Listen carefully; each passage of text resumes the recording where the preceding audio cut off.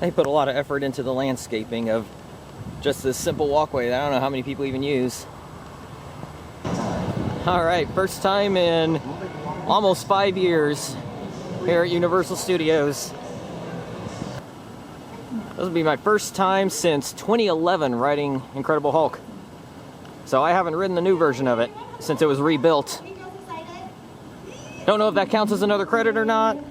I guess I hear some people think it does, others don't. Whatever. It doesn't matter. I was here in January of 2016, so there was no Incredible Hulk structure at all.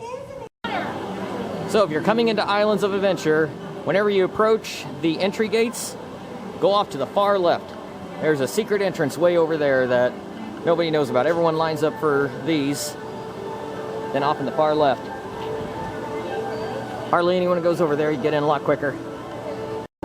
So let's check out the wait times. Incredible Hulk coaster, 535 minutes. Forbidden Journey, 835 minutes. And Hagrids is not open, so go into Hulk.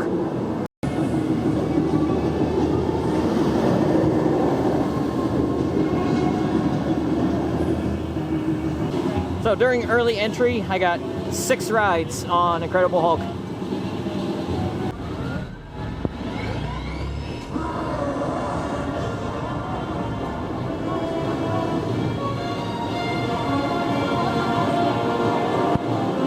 Yeah, the first part of the layout is really good. I love that 0G roll after the launch.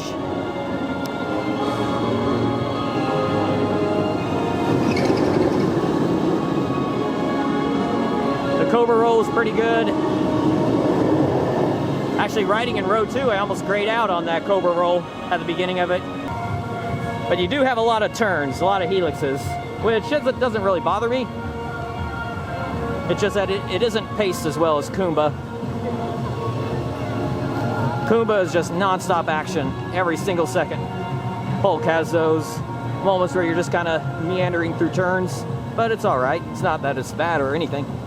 I would say it is more rattly than Kumba.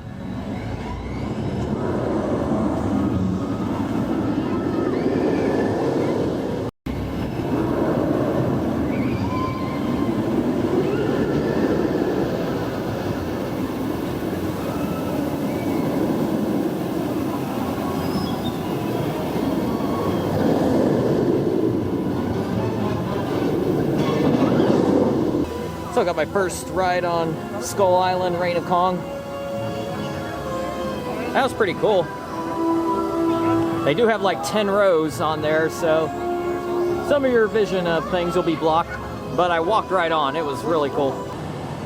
And for you coaster enthusiasts that want this credit, yeah, you better bring a little kid with you. Because Universal Studios considers this a kiddie coaster.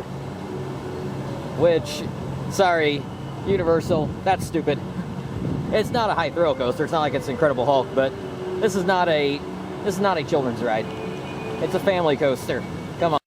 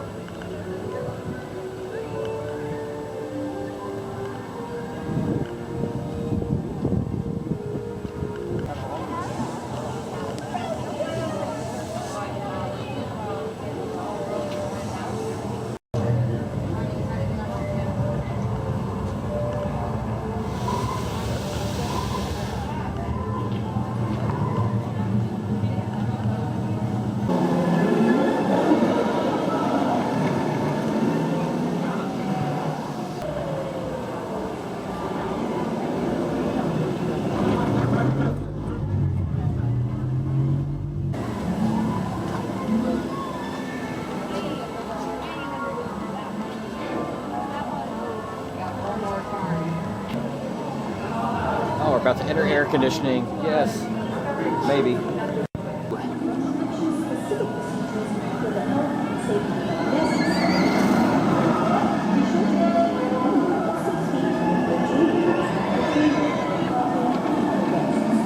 It was posting a 90-minute wait. I actually only waited 60 minutes. I love the surprises in there. I won't spoil it in case you don't know. Although it's kind of hard not to know if you follow it at all. Thank you again for your attention, and enjoy the rest. There's no airtime on it. It's definitely a family coaster through and through. It's a good family coaster though. And it's a very long ride. Some really cool theming along the way.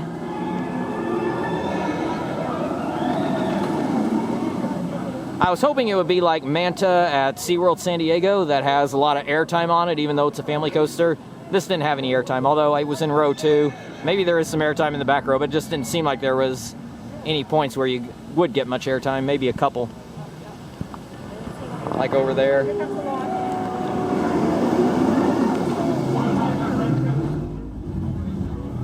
Oh, maybe the back gets a little airtime there.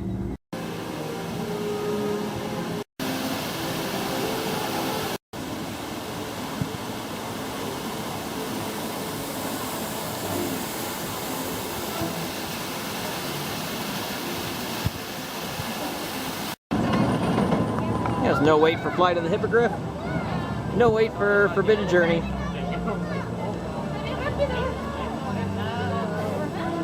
Or very little wait. First time I practically walked on. It was like 5 minutes the next time. It says 15 minutes, but most of that 15 minutes is just the walking through the queue.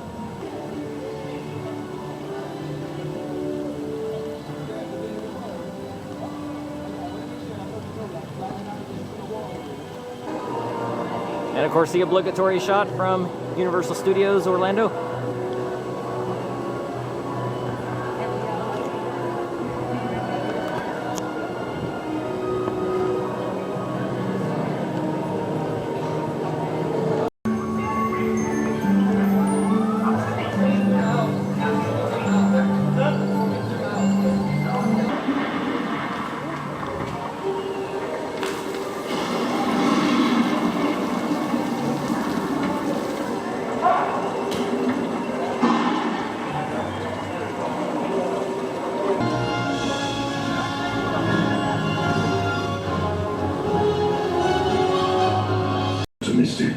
So, there is your first challenge, recruits. You go and prove Ironhide wrong. I picked up the junior coaster credit. It's so crazy that Pterodon Flyers, or however that's pronounced, over at Islands of Adventure, that you're not allowed to ride that unless you got a kid with you, but you ride this one without a kid. That one over there looks a lot taller than this. Doesn't look like it goes that fast, but still. Gotta be a little more intense than this thing. It's a pretty basic model. I think it looks like probably the clone of the Vekoma Junior model. But it's a coaster credit. Got it out of the way. I've been here 2 other times, and actually 3 other times. I was here when I was a kid. This probably wasn't here at that time though. But never bothered with it. Don't even think I ever came back to this section except to ride E.T., which is, yeah, this is pretty far back from E.T. Would have never even noticed it. If I wasn't a coaster enthusiast, if I wasn't counting coasters, I probably would have never bothered with this thing, never even knew it was here. And it was a walk-on.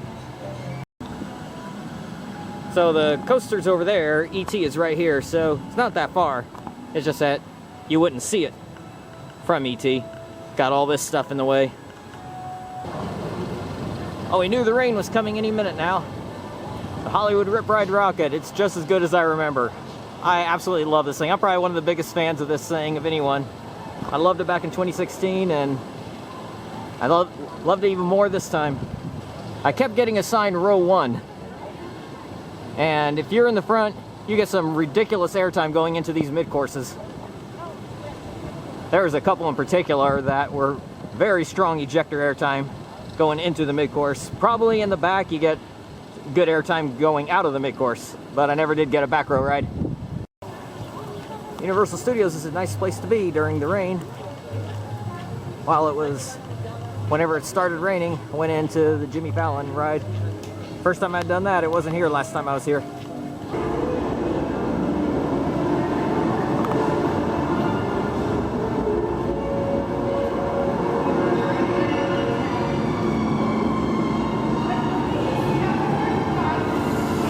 3/4.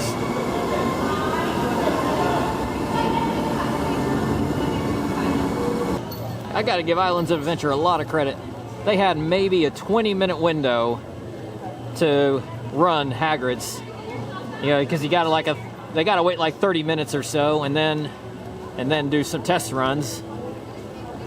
And when they were doing the testing and about to open it, they had to know that they only had about 20 minutes to run it with people on it.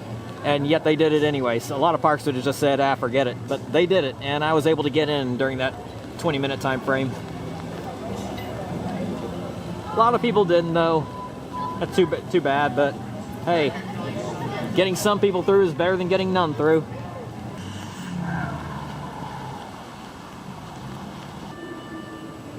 So again, use the secret entrance on the left. So I got to avoid all those turnstiles that take a while to get through, just to walk through them, even if you don't have a line. And there's a small line to get in right now. But I was through in 30 seconds, basically. Instead of taking, 2 or 3, 4 minutes to walk through those turnstiles and wait in the short line. So for those of you who follow my channel, I know there's not many, but I get you in on a little secret there. Well, 940, still not operational, but they're letting us in the queue.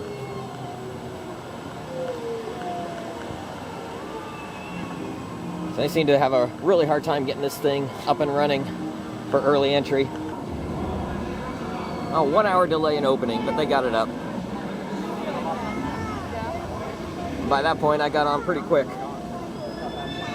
Probably about the 4th or 5th train out.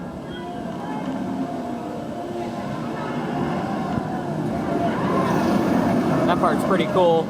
It's like you're racing for a moment. I don't think it was timed out that way, my 2 rides the other day. I think the timing gets off as the day goes on.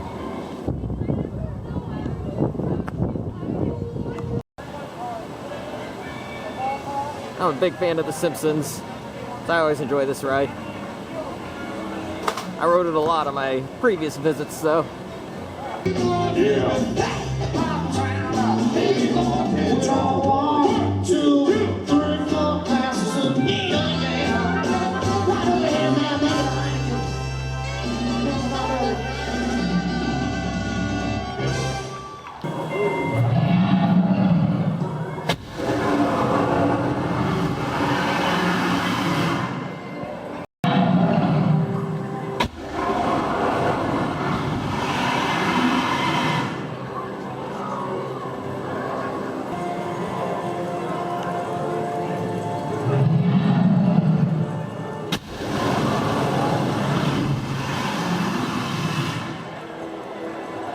Definitely feel the heat from that.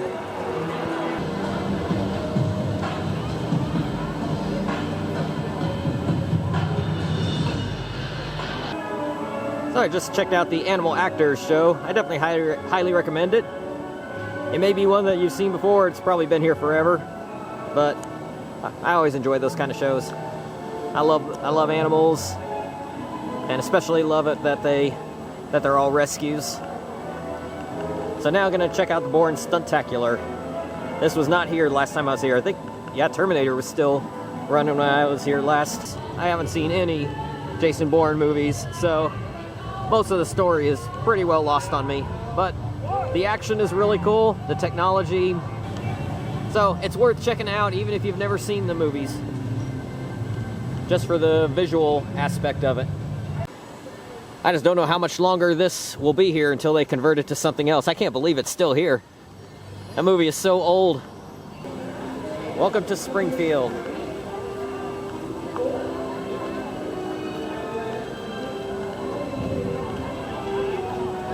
Oh, you got a Krusty Burger here. And you can get some Duff beer. Unfortunately, the baseball card shop is closed. Comic book store for Bimon Sci-Fi Con. Yeah, mine is a G-rated channel, but still, I decided to give some Duff beer a try. Interesting. I don't drink much beer, but This is actually pretty good.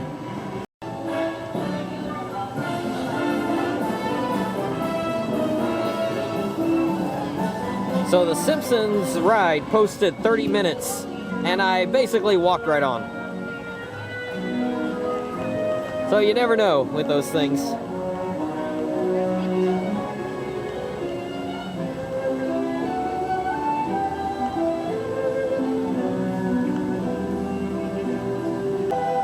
And you can get yourself a Lard Lad's donut right there. And you got a Bumblebee Man's Taco. And as a callback to what this attraction used to be, still got the DeLorean and the train.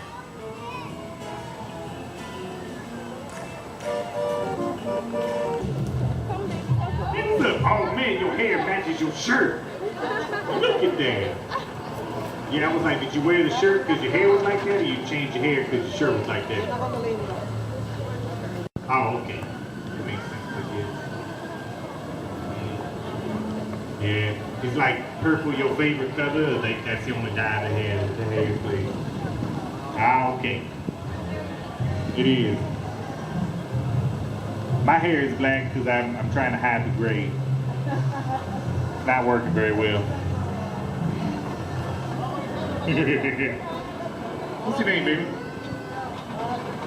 Fiona, this is Joe. Well, at 4:50, the train ride, Hogwarts Express, was an hour wait. So by the time you get over there, islands would be closed also. So the train ride would be your last thing you do. So I decided to instead just go ahead and walk it out. Walk it over there. It's only 5:10 right now. I stopped for a ride on Mummy. But at least I get to walk by the globe. I almost didn't do that at all on this trip, because Islands had the early entry for pass holders and they close later. They got some live music out here in between the parks. Thank you.